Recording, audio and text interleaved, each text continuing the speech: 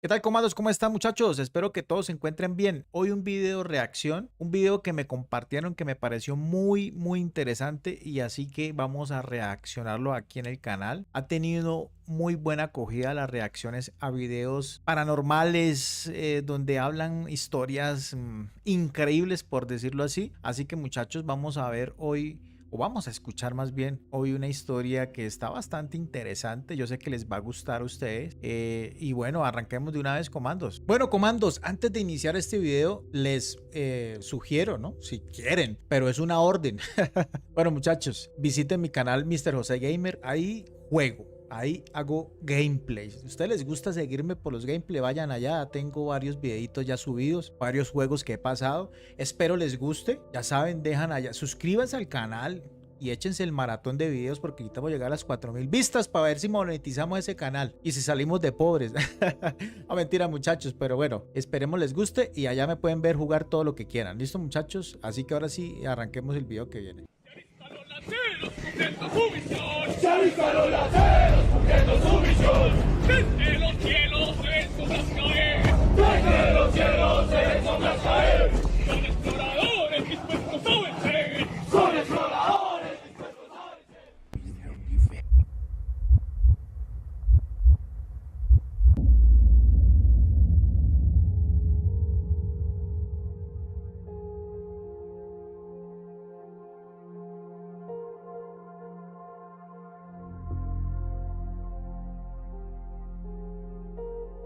La historia que voy a relatar hoy seguramente va a traer bastante polémica dentro de los comentarios, no solo por el tema, sino también por lo que pasó.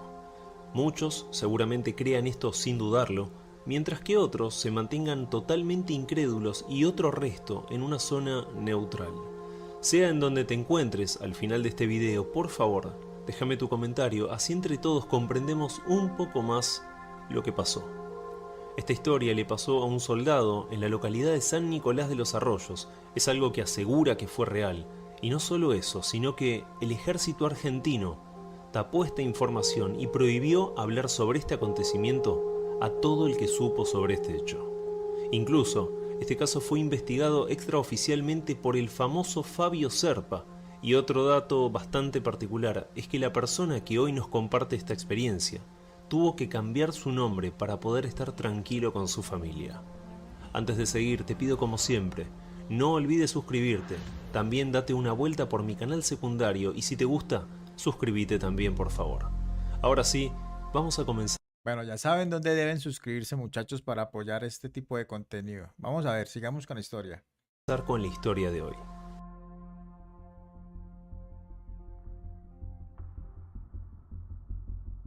Esto ocurrió el 25 de agosto de 1995 en un cuartel del ex ejército Bing 101 Batallón de Ingenieros en San Nicolás de los Arroyos. A las 10 de la noche recibimos un radiollamado de la central de guardia con el aviso de que estábamos bajo ataque. Dos de nuestros aviones estaban persiguiendo a una aeronave no identificada. Yo en ese momento me encontraba de guardia como cabo jefe de grupo, junto con un sargento primero y un sargento ayudante, más 9 soldados voluntarios y una enfermera. Recibí la orden de un teniente coronel que estaba como oficial de servicio, de patrullar esa noche la zona costera del cuartel en cuestión. Junto al sargento y 2 soldados, comenzamos el patrullaje. Si bien el sargento tenía mucha más experiencia que yo, decidió de igual forma ponerme al frente del grupo. Cuando llegamos a la costa del río Paraná, se nos informó que los 2 aviones pasarían por sobre nosotros a las 10:30 de la noche aproximadamente, en persecución hasta ese momento de un enemigo posiblemente hostil. Honestamente yo estaba un poco nervioso y preocupado por esta situación. Pregunté al sargento si esto era en serio y sin dudarlo, me afirmó que sí, era verdad. Lo que pasó a continuación fue realmente increíble, algo surreal. Algo que no voy a poder olvidar jamás. Primero se escucharon los 2 aviones y tras ellos un objeto triangular plateado que los perseguía. Al llegar a la costa de la base se oyó una fuerte explosión y a continuación toda la ciudad donde está sentado el cuartel quedó totalmente a oscuras. Se fue por completo la energía eléctrica. Todo el grupo estaba totalmente sorprendido por lo que habíamos visto, pero continuamos el patrullaje. Luego de caminar unos 500 metros aproximadamente, estábamos en un sector de árboles y pastizales. Detrás mío estaba el sargento ayudante y detrás de todos los 2 soldados. Ordené sacar seguros y cargar armas. Avancé unos metros, no sé cuántos exactamente, y fue en ese preciso momento que un haz muy fuerte de luz me iluminó. Grité contacto y seguido efectué 5 disparos con mi fusil FAL. Sentí un dolor fuertísimo en mi pecho, un dolor imposible de poder explicar.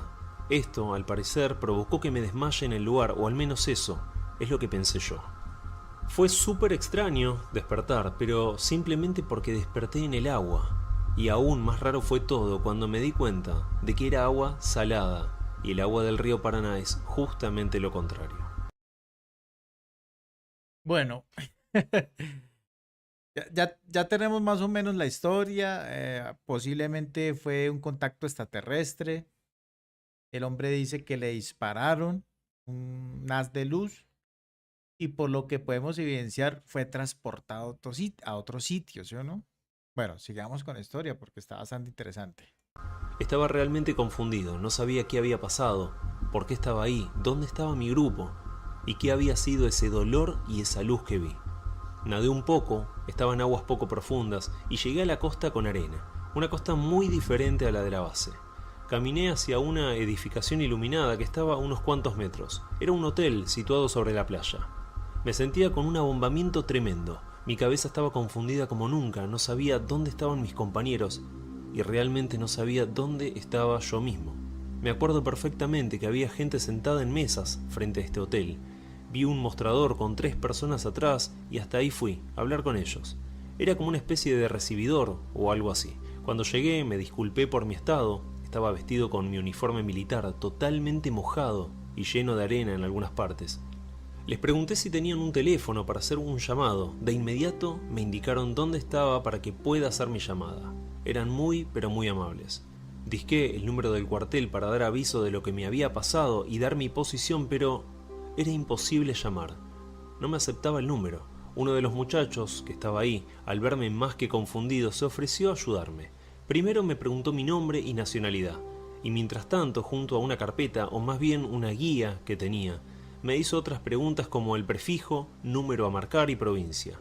Luego de unos segundos, por fin se comunicó con alguien y le dijo mi nombre a la persona que lo atendió. Me mira sonriendo y me pasa el auricular. Del otro lado escucho, por fin, una voz familiar. Era el sargento ayudante que patrullaba conmigo. Lo primero que hice fue preguntar si estaba bien él y mis compañeros. Me respondió que sí, que estaban todos perfectos. Pero me hace una gran pregunta. ¿Dónde estaba? Porque desaparecí. Me quedo en silencio unos segundos porque no sabía qué responder. Miré a uno de los chicos del escritorio y le pregunté lo mismo. ¿Dónde estoy? Su respuesta fue algo que me confundió muchísimo hasta el día de hoy. Está en Puerto Rico, señor. Pues puta, lo mandaron hasta por allá. Bueno, sigamos, está muy interesante la historia, muchachos. Mi regreso se demoró entre muchas cuestiones unos 15 días o un poco más, pero lo peor de todo fue que al volver al batallón de ingenieros 101 no pude hablar con nadie sobre esto. Los altos mandos del lugar por algún motivo decidieron ocultar esto que pasó, y a mí se me prohibió hablar sobre este tema que ellos consideraron como altamente confidencial. En esa guardia desaparecí yo, pero también un soldado llamado Sergio Gauna, que era voluntario. Un tiempo después, en una ocasión, me acerqué a su casa y su madre estaba segura de que a su hijo lo habían matado en el cuartel. Estaba realmente enojada con el ejército. La cuestión fue que jamás me permitieron hablar sobre este tema con nadie. Me retiré en el año 2005 de las fuerzas y al poco tiempo también me separé de mi primer pareja. Me fui a la casa de mi papá y acá viví otro hecho sumamente extraño que creo fuertemente que está conectado con esto que me pasó en el ejército. Muchos me habían comentado de que mi viejo andaba medio raro.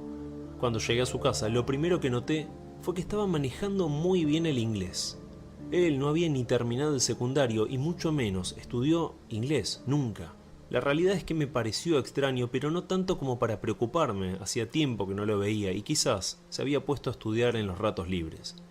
Pero una noche pasó algo que sí llamó mi atención y mucho. Una tarde-noche se quiso ir a acostar temprano porque me dijo que estaba cansado. Hasta ahí, nada raro.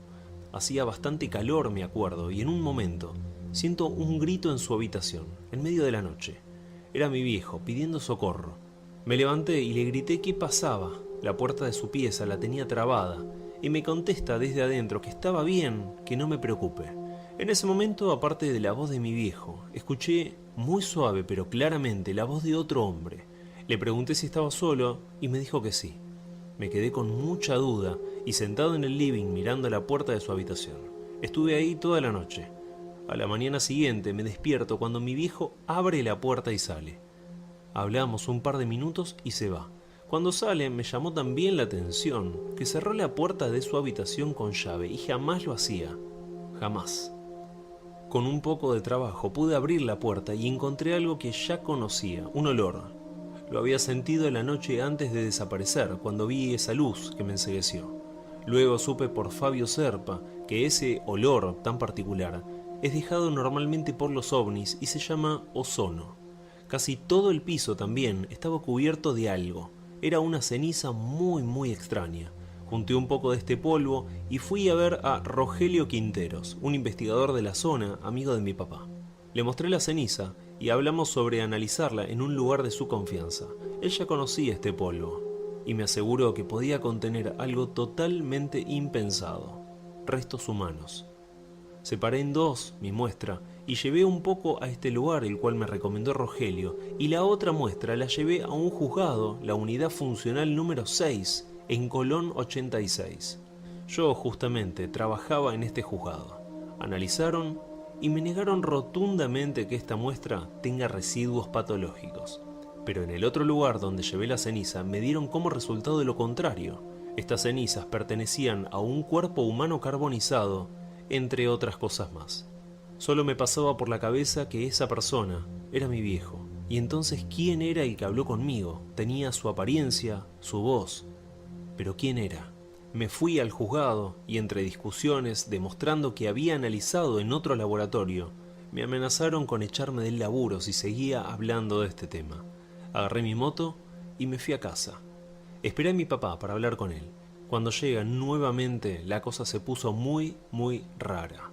Veo que tenía todos sus dientes y algo que no aclaré es que cuando entré en su habitación, la dentadura de él estaba tirada a un costado. Los dientes que tenía ahora eran reales y era algo imposible de que pase. Tuvimos una fuerte discusión que terminó con un llamado a la policía. Al día siguiente me echaron también de mi trabajo y confiscaron mi moto. Amenazas de por medio, me fui del lugar.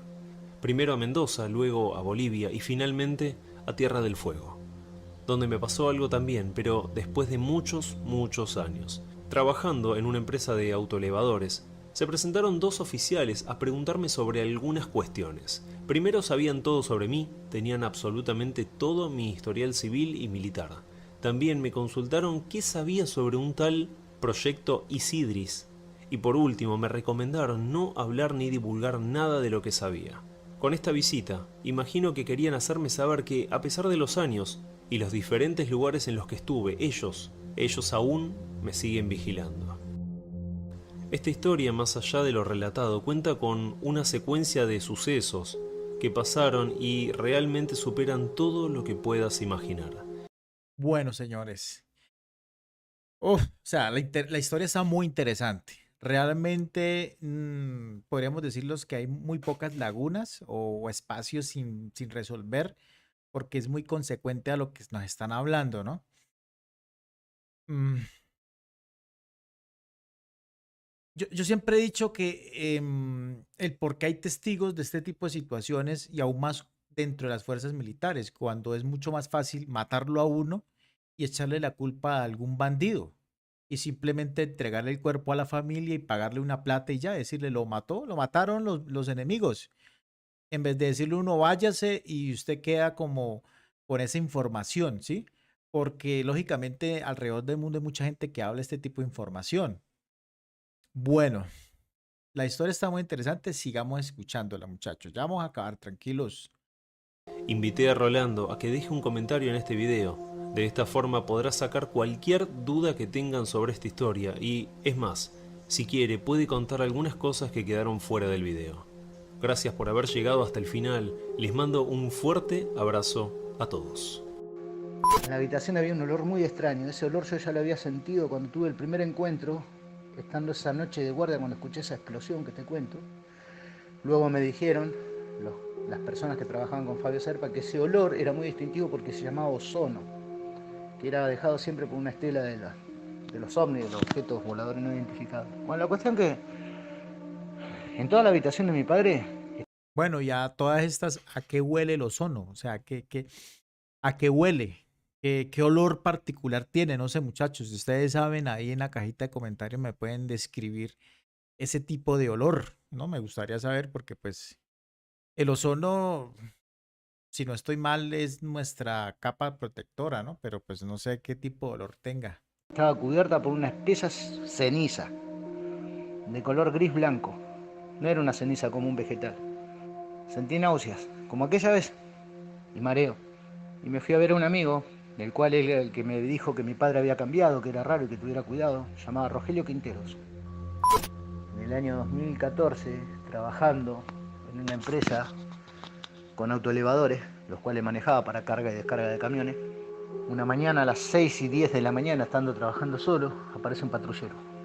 Se bajó un subcomisario, me dijo mi nombre completo, mi apellido, mi legajo, me dijo, ¿usted era militar? Sí, le digo, usted era sargento, exacto. Entonces me empezaron a preguntar qué es lo que sabía sobre cierto informe, dieron un nombre. Se llamaba Proyecto Isidris. Me preguntaron sobre el SARS-CoV-2. Ya había vestigio en el año 2012 de eso. Decían que era un germen interhospitalario. Hoy las noticias dicen que el COVID salió de Wuhan. Es verdad, sí, salió de Asia. Eso lo dijeron estos seres en el año 95 cuando contactaron conmigo. Y también dijeron que era un arma biológica que había sido diseñada, pero no por gente de acá. Que iba a haber una mutación que iba a poner a la gente violenta, pero muy violenta al extremo. La versión oficial aquella vez, en 1995, de parte del ejército, dijeron que se había producido la explosión por un transformador que estaba, sí, de hecho en la unidad militar en la que registraba, que era el Batallón de Ingenieros 101, de la cual luego se pudo ver que sí, el transformador había explotado, estaba todo quemado y había un círculo negro en toda la parte esa. Bueno, después de eso, por ejemplo, Fabio Serpa me dijo lo que había podido averiguar, pero que no le dejaron sacar fotos. Por ejemplo, el uniforme que yo usaba esa noche, no el uniforme, sino el fusil que yo portaba, el cual disparé 5 disparos a esa luz azul, estaba con la culata de goma derretida literalmente. Secuelas no me quedaron, lo único que me quedó, o sea, física, pero sí insomnio. De hecho, hasta el día de hoy me cuesta dormir. Y lo que sí noté raro que funcionó durante unos meses, por ejemplo, los relojes que eran no digitales, sino a cuerda, caminaban al revés, los relojes. Si era un reloj digital, se paraba, atrasaba, adelantaba, o me acercaba a los televisores o a alguna computadora y se quemaba, literal. Bueno, Fabio Serpa también averiguó que conjuntamente en esa fecha que ocurrió eso, que yo te relaté, en Salta o Santiago del Estero se había estrellado, dijeron en los medios periodísticos que era un asteroide, y sin embargo no era eso, era un plato volador también, que habían recogido unos cuerpos. Todo esto sí él lo tenía porque pudo sacar unas fotos que dicen que algunos cuerpos habían sido trasladados.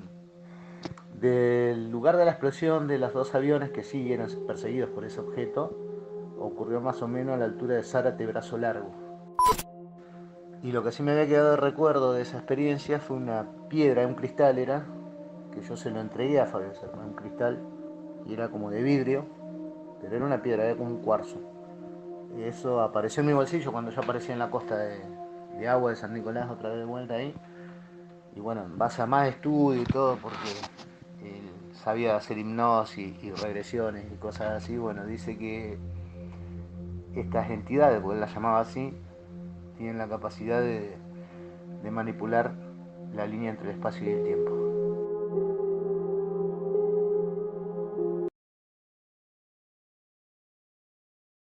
Bueno, comandos, una historia bastante interesante que le sucedió a este señor en Argentina, un ex militar por lo que dice, fue transportado a Puerto Rico en un accidente, bueno, en una acción que estaban dirigiendo frente a un posible accidente de un ovni. Bueno, realmente es muy consecuente lo que dice, vuelvo y le repito, no hay tantas lagunas, ¿no? Pero bueno, ¿qué pasaría con el papá? Él no nos ha terminado de explicar porque sería algo muy bueno terminar ese relato de que pues si no es su papá o si él pensaba que podía ser otro ente, que su papá fue muerto, pues tendría que tener un final esta historia con el papá, ¿no? Bueno, ahí nos quedamos sin respuestas. En fin, yo siempre he dicho, vuelvo y repito, es más fácil matar al militar para que no quede este tipo de información volando, ¿no? Es muy fácil, es muy conveniente matarlo y decir que fue el enemigo en cualquier acción inventada, porque la misma institución es la que hace los levantamientos y